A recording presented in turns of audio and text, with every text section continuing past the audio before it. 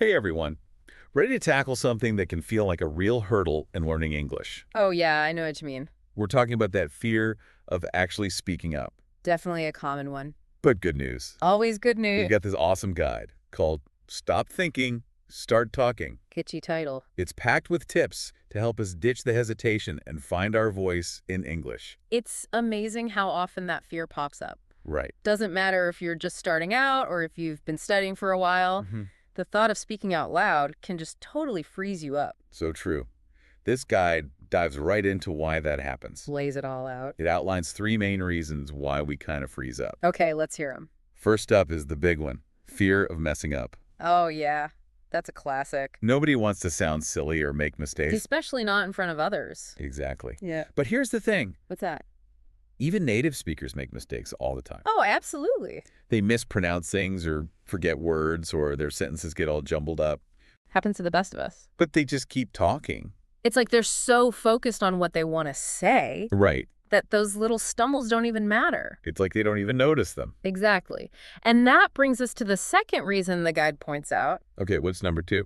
It's this habit of translating everything in our heads before we speak. Ugh, that constant back and forth. I know that feeling. Yeah, it's like you're trying to run 2 programs at the same time. It's exhausting. What's interesting is that all that translating, Yeah, it really messes with the flow of a conversation. makes sense. Makes it harder to speak naturally and confidently. So basically, if we want to sound fluent, Uh-huh. we need to start thinking in English. You got it. No more translating, just thinking. Gotcha. And that leads us to fear number 3. Okay, hit me with it. Lack of confidence, plain and simple.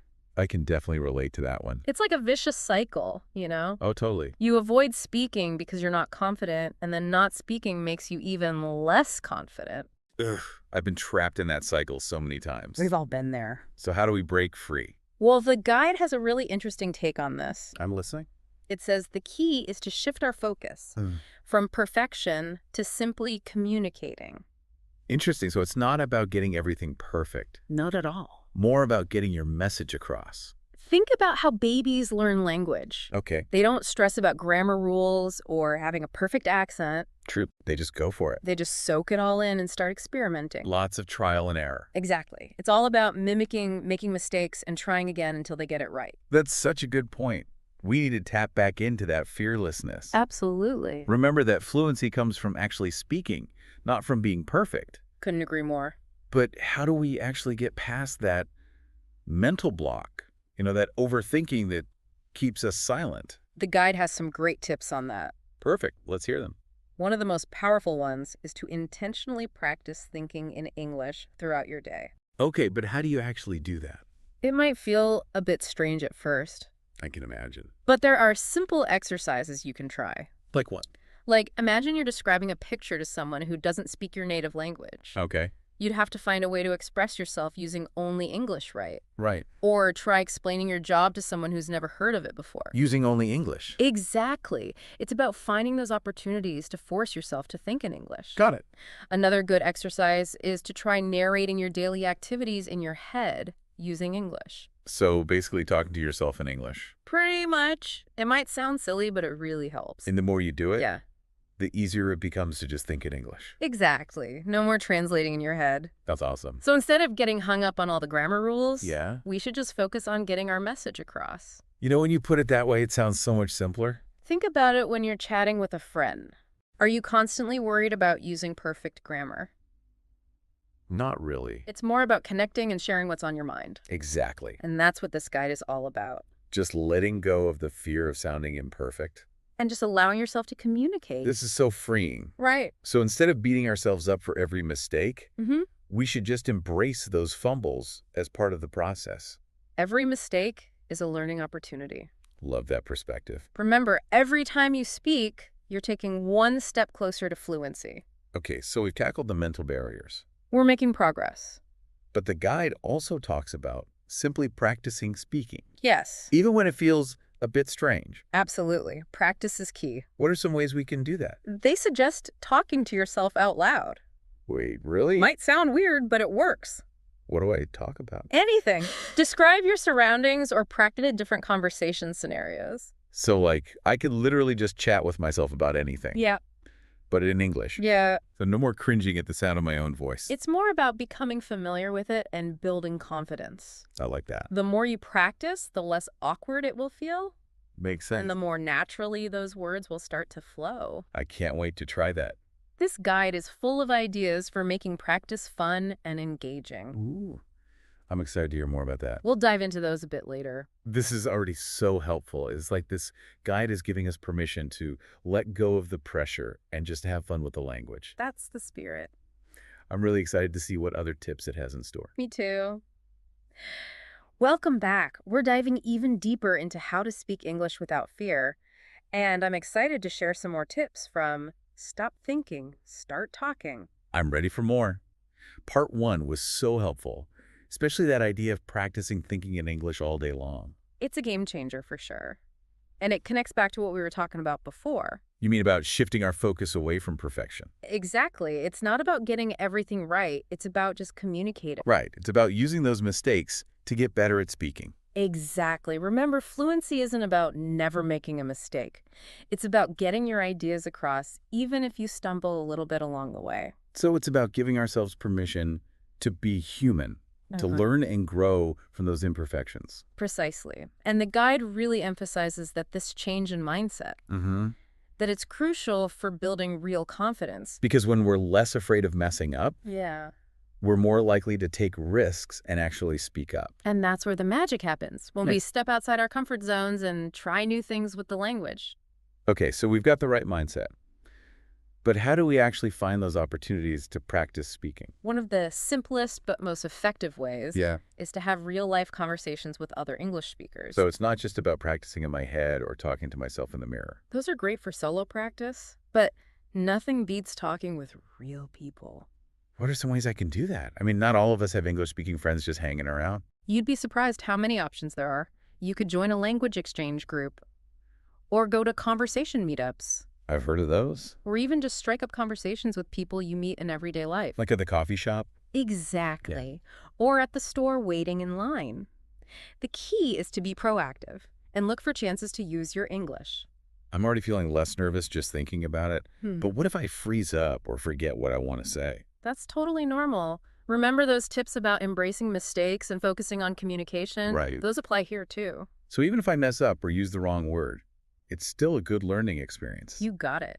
And honestly, you'd be surprised how understanding people are when they know you're learning English. This guide is really good at turning those fears into opportunities for growth. It is. And it also reminds us to choose conversation topics that we're actually interested in. Well, that's a good point. It's always easier to talk about stuff you're passionate about. Exactly. Think about your hobbies, your interests, your dreams. Let those be the starting point for your conversations. Because when you're genuinely excited about something, Yeah. the words just seem to flow more naturally. Exactly. And your enthusiasm will shine through, making you a more interesting speaker. Okay, so we've talked about real-life conversations, but what about using technology to help us practice? Oh, technology can be a huge help. There are so many language learning apps and websites. I've seen some of those. They offer all sorts of things: interactive speaking exercises, pronunciation feedback, even chances to connect with native speakers online. It's like having a whole world of English practice right there on your phone. Exactly. And don't forget about recording yourself speaking and then listening back. Yeah, that can be a little awkward. It feels weird at first, Yeah, but it's really helpful. to hear yourself from a different perspective. Exactly. You can also use speech recognition software to get instant feedback on your pronunciation. Wow. Technology really does give us a lot of tool to help us learn. It does, but in the middle of all this practice and technology, Yeah. the guide also emphasizes something that might seem surprising: embracing silence. Silence. How does that help us speak more fluently? It's about being comfortable with those pauses in conversation.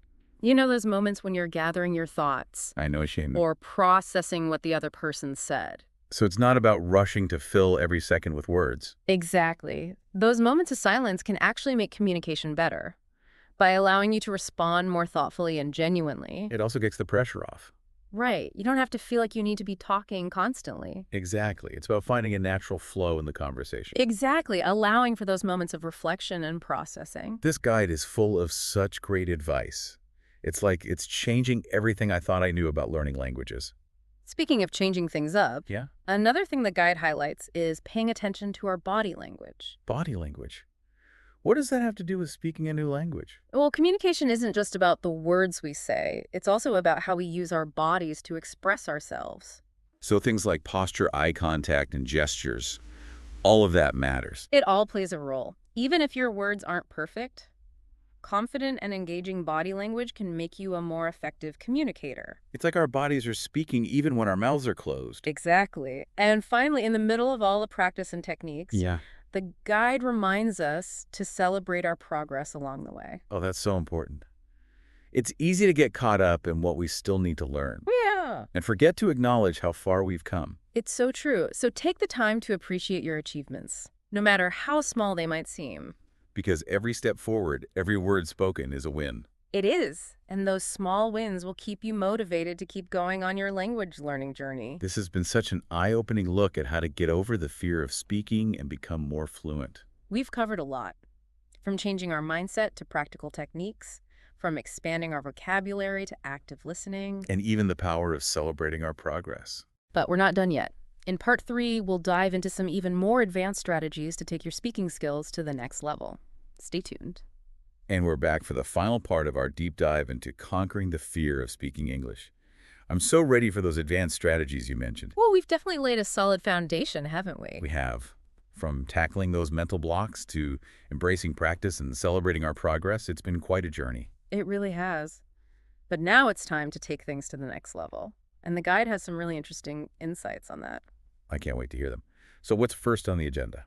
Well, one area the guide dives into is expanding your vocabulary strategically. Okay, that makes sense.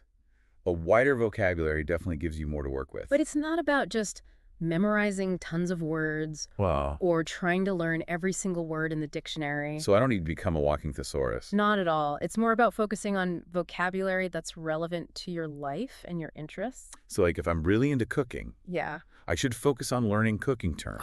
Exactly. Or if you're interested in technology, learn tech jargon. The key is to target vocabulary that you'll actually use. That way you're more likely to remember it and use it naturally. And as you build your vocabulary, pay attention to collocations. Collocations. Remind me what those are again. They're those groups of words that naturally go together in English, like make a mistake instead of do a mistake. Oh yeah, I remember struggling with those when I first started learning. They can be tricky, but mastering collocations will really make your English sound more natural and fluent. It's like adding those little details that make a big difference. Precisely. Now, another advanced technique the guide talks about is active listening. Active listening, what's that? It's more than just hearing what someone is saying. It's about really engaging with the speaker. So how do you do that? It's about paying attention to everything, not just the words. Their tone of voice, their body language, the subtle cues they're giving you. So it's like reading between the lines, trying to understand what they really mean. Exactly. It also involves asking clarifying questions to make sure you understand, summarizing what you've heard, and showing genuine interest in what the speaker has to say. It's about making a connection with the speaker, showing that you're not just hearing them, but truly listening. And by practicing active listening, you'll not only understand more, but you'll also become a better conversationalist. Because when you're really present and actively listening, Yeah, you can respond in a more thoughtful and meaningful way. exactly. Now, here's a technique that might surprise you. Embracing storytelling. Storytelling. Yeah. How does that help with speaking English? Well, think about what happens when you tell a story. You use descriptive language, you sequence events, you convey emotions. And you try to keep your listener engaged. Exactly. By practicing storytelling, you're not only improving your vocabulary and grammar, But you're also developing your ability to think creatively and express yourself in a more interesting way. exactly. Plus, stories are a universal language. They connect us with others regardless of what language we speak. That's so true. I love hearing stories from different cultures. And remember, your stories don't have to be super complicated. So even a simple story about my day can be good practice. Absolutely. Just try to weave those narratives into your conversations. Use storytelling to connect and engage with others. That's the idea. Now, one more thing the guide stresses is the importance of feedback. Feedback can be so valuable, but it can also be a bit scary sometimes. It's true, but it's essential for growth. Think of it as a mirror. Okay. It allows us to see ourselves from a different perspective and identify areas where we can improve. So it's not about being judged. Not at all. It's about getting constructive advice to help you get better. It's like having a personal coach. Exactly. So don't be afraid to ask teachers, language partners, or native speakers for their honest feedback. On my pronunciation, my grammar, my vocabulary. Anything that can help you improve. Feedback is definitely a gift, even when it's a little tough to hear sometimes. Remember, embrace it with an open mind and use it to fuel your learning. Wow, we've covered so much in this deep dive. We have, from mindset shifts to practical exercises, from a vocabulary expansion to active listening and even storytelling. It's been quite a journey. I feel so much more confident and prepared to Right. tackle those speaking challenges now. That's great to hear. But before we wrap up, I want to leave you with one final thought. I'm all ears. Remember that language learning is a journey, not a destination. There will be ups and downs, Moments of fluency and moments of frustration. but the key is to enjoy the process and never stop learning. Exactly. Embrace the journey, celebrate those small victories, and keep pushing yourself to grow. I couldn't have said it better myself. Hmm. Thanks for sharing all these incredible insights. It's been a pleasure exploring them with you. To all our listeners, thank you for joining us on this deep dive into conquering the fear of speaking English. We hope you've gained some valuable tools and a fresh perspective on language learning. Remember, the power to communicate is within you. So go out there and let your voice be heard.